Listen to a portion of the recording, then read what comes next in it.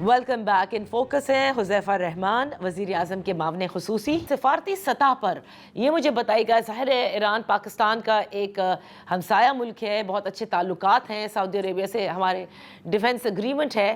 تو میں یہ آپ سے جاننا چاہتی ہوں کہ پاکستان سفارتی طور پر اس وقت کوئی ایسی پوزیشن تو نہیں کہ جس میں مشکل میں آ سکتا ہو. ہم نے یہ تو کمیونیکیٹ کر دیا کہ سعودی عربیہ پہ ہم پر حملہ تصور کیا جائے گا, so one has to be very careful. جی بہت شکریہ جی, اللہ کا فضل ہے آج کے دن تک تو ایز آف ٹوڈے تو کوئی ایسی صورتحال نہیں ہے کہ پاکستان سفارتی محاذ پر کہیں پر بھی آزمائشی صورتحال میں آ سکتا ہے. پچھلے 3-4 دن پہلے آزمائشی صورتحال ضرور بنی تھی. ظاہر ہے سعودی عرب سے ہمارا ایک ایگریمنٹ ہے, ڈیفنس ایگریمنٹ نہ بھی ہوتا تب بھی ہم یہ ہمارا بطور مسلمان ایک ایمان ہے کہ ہولی ماسک کی پروٹیکشن کے لیے پاکستان ہر وقت حاضر رہا ہے. جی بالکل. اور دوسری طرف ظاہر ہے جہاں سے حملے کیے جا رہے تھے وہ ایران کر رہا تھا. ایران سے بھی گو ہمارے ماضی میں کوئی بہت اچھے سفارتی تعلقات نہیں رہے. ایران کا جھکاؤ ہمیشہ سے, جو ایران کی موجودہ حکومت ہے, خامنائی شہید صاحب ہوں یا باقی لوگ جو آئے, ان کا جھکاؤ ذرا انڈیا کی طرف رہا ہے. لیکن پچھلے 1-1.5 سال میں ہم نے تعلقات اپنے کافی بہتر ہوئے. ایران کو احساس ہوا کہ ہم ان کے ایک بہتر مسلمان ہمسایہ ملک ہیں, تو ہم سے اچھے تعلقات ہونے چاہیے. اور ظاہر ہے ایران کو اب بھی ظاہر اس بات کا احساس ہوگا کہ چابہار پہ جو سرمایہ کاری کی گئی انڈیا کے تعاون سے, اور اس انڈیا نے جس طریقے سے وار کے دوران ہی نیتنیاہو سے جا کر ہاتھ ملا لیا, اور پھر جو ہے انڈیا نے جس طریقے سے جو ہے نیتنیاہو کو فون کال کی, اور ایران کو ایون کہ ہمدردی اور اخلاقی جو ہے وہ تقاضوں پر بھی ایران کے ساتھ کھڑا نہیں ہوا. تو ظاہر ساری چیزیں تو تھیں, لیکن اب جو ہے ہمارے ایران کے ساتھ جب جون میں اٹیک ہوا تھا ایران پر اسرائیل کا, تب بھی ہم اس وقت کھڑے ہوئے. ایران کی پارلیمنٹ میں پاکستان زندہ باد کے نعرے گونجے, اور اب بھی ہماری ظاہر ہے پوری ہمدردی ایران کے ساتھ ہے. آیت اللہ خامنائی کی شہادت کو ہم نے بڑا کنڈیم کیا, وہاں جتنی بھی بات ہوئی ہیں اس کو بھی ہم کنڈیم کر رہے ہیں. لیکن بات یہ ہے کہ جو آزمائش تھی ہمارے لیے وہ تو ایران اور سعودی عربیہ کا معاملہ ہی تھا. اس میں ظاہر ہمارا زور بھی چلتا تھا, دونوں ممالک پہ اخلاقی برتری ہمیں حاصل تھی, اور دونوں نے مہربانی فرمائی, ہماری بات کو لیا. سعودی عرب نے کہا کہ ہم اپنی سرزمین استعمال نہیں ہونے دیں گے. ایران نے جو حملہ ہوا تھا اس پر معذرت کر لی, اور اس کے بعد ہم نے نہ کرنے کا کہا. تو ظاہر ہے ایک یہ صورتحال جو آزمائشی تھی وہ تو گزری. اب اگلا جو آپ کا سوال کا اگلا حصہ جو ہے کہ کیا پاکستان امن قائم رکھ سکتا ہے اس خطے میں, یا امن قائم لا سکتا ہے.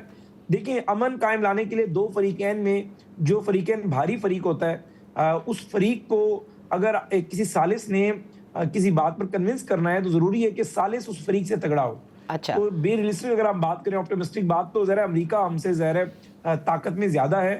ہم یہ تو ضرور کر سکتے ہیں کہ امریکہ اسکلیٹ کرنے کی طرف جائے اور ایران بھی طے کرے کہ نہیں, یہ بڑا نقصان ہو رہا ہے, دونوں ممالک پیچھے ہٹیں, اور پاکستان پھر اس میں ایک بڑے سٹیک ہولڈر کے طور پر کوئی نہ کوئی گارنٹیز کے ساتھ بات چیت آگے بڑھا سکتا ہے. لیکن پاکستان از خود دونوں ممالک کو مجبور کرنے کی پوزیشن میں نہیں ہے کہ آپ اسکلیٹ کریں, آپ پیچھے ہٹیں, امریکہ کو کہیں آپ پیچھے ہٹیں. تو یہ تو صورتحال جب تبدیل ہوگی, اگر امریکہ کو اس بات کا احساس ہوگا کہ اس نے پورے خطے کو جنگ میں اگر دھکیل دیا ہے, پیچھے ہٹنا ضروری ہے. اسی طریقے سے ایران کو احساس ہوتا ہے کہ وہاں پر اموات کی ریشو بڑھ رہی ہے, کاربن بمنگ ہو رہی ہے, تو پھر پاکستان کا بڑا کلیدی کردار ہوگا. لیکن از خود جو ہے اگر آپ مجھ سے پوچھیں تو وہ ہم لینے کی پوزیشن میں نہیں ہیں. تو حذیفہ صاحب, لیکن ظاہر ہے کہ ابھی تو سب اسپیشلی پاکستان بھی دیکھنے اور سب سمجھنے کی کوشش کر رہے ہیں, کیونکہ جتنے بھی اس خطے کو جانتے ہیں وہ یہ سمجھتے ہیں کہ اس پوری جنگ کے بعد یہ تو ظاہر ہے کہ خطہ بھی لگتا ہے کہ ایک ری سیٹ فیز سے جائے گا. کس طرف جاتی ہے یہ جنگ, کب رکتی ہے, کیا ہوتا ہے, یہ تو کوئی بھی کیلکولیٹ کر کے نہیں بتا سکتا. لیکن ظاہر ہے بہت ساری چیزیں اپنے تہی اپنے گھر میں انسان طے کر کے رکھتا ہے, جیسے کہ آپ لوگ کنزرویشن پلان کی طرف جا رہے ہیں انرجی کی. کیا پارلیمنٹ کا کوئی ان کیمرہ بریفنگ جوائنٹ سیشن جس میں اپوزیشن بھی ہو, تاکہ جو ہمیں خطرات لاحق ہیں وہ بھی ہمیں پتہ ہو, اور پوری پارلیمنٹ جو ہے اس کو اعتماد میں لیا جا سکے. جی بہت شکریہ نادینہ کی صاحبہ. دیکھیں, ایک تو جو وزیر اعظم صاحب نے امیڈیٹلی پارلیمانی لیڈرز, چاہے وہ حکومتی سائڈ سے تھے چاہے اپوزیشن سائڈ سے تھے, انکلوڈنگ اپوزیشن لیڈر کو دعوت دی تھی انہیں صورتحال پہ بریف کرنے کے لیے. لیکن پی ٹی آئی کا رویہ آپ کے سامنے ہے. چند دن پہلے پارلیمنٹ میں موجود تھا جب جوائنٹ سیشن تھا پارلیمنٹ کا, دنیا کے تقریباً تمام بڑے ممالک کے سفراء وہاں بیٹھے ہوئے تھے. اس کے باوجود تحریک انصاف نے جو کچھ بھی کیا وہ آپ کی کیمروں کی آنکھوں سے ڈھکا چھپا نہیں ہوگا. تو مجھے آپ یہ بتائیں کہ ایسی صورتحال میں حکومت اگر پارلیمانی لیڈروں کو بریف کر سکتی ہے تو پوری پارلیمنٹ کو بریف کرنا زیادہ آسان ہے.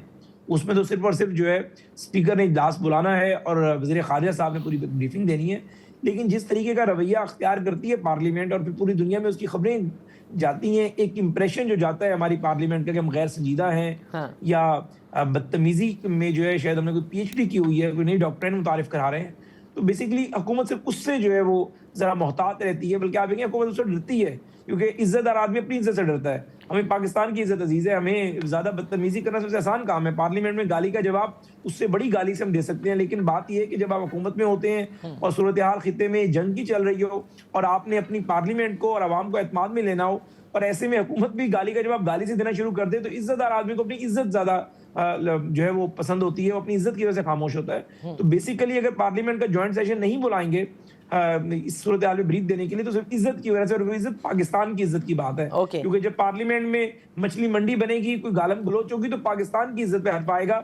और जहां ईरान, अमेरिका और इसराइल की वॉर डिस्कस हो रही है, मशरिक़ वस्ता डिस्कस हो रहा है, आज एक अमेरिकी जरीदे ने जिस तरीके से मोदी की पॉलिसियों को रगड़ा लगाया है, फिर आप भी एक खबर बन रहे होंगे, तो बेसिकली हुकूमत उससे अवॉइड कर रही होती है। अच्छा, लेकिन फिर भी तमाम पार्लियामेंटेरियंस का ये इस्तेहकाक भी है और उनका हक है कि वो जाने कि हुकूमत क्या करे। देंगे। हाँ। नहीं, वो तो उन्हें देंगे। देखें जी, बिल्कुल ये उनका जो इस्तेहकाक है, उनका प्रिविलेज है कि पार्लियामेंट का मेंबर को पता हो कि उसकी पार्लियामेंट का मुंतखब वजीर आजम क्या कर रहा है, इससे तो जरूर उन्हें आगाह करेंगे। बिल्कुल, इसमें तो कोई दो राय नहीं है। सही। आपने मुझे कहा कि इन कैमरा ब्रीफिंग में तो ज़रा आप फिर सारी चीजें खोल कर बताते हैं कि क्या आपकी स्ट्रेटेजी है, क्या आपकी फॉरेन पॉलिसी है, क्या आपका डिफेंस की प्लानिंग है। तो मैंने सिर्फ उस पे बात आपसे की। बाकी तो पार्लियामेंट का जब भी अब सेशन होगा, उसमें वजीर खारजा हुकूमत का पॉलिसी स्टेटमेंट भी देंगे।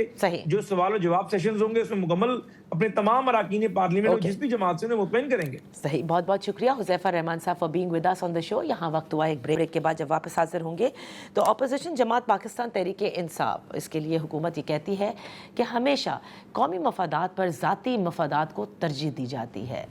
क्या ऐसा ही है? क्यों ब्रीफिंग में नहीं गए और क्या नहीं समझते कि एक ऐसे मौके पर इस वक्त मिल बैठकर ये जानना ज़रूरी है कि लीडर ऑफ द हाउस यानी हुकूमत क्या फ़ैसले कर रही है।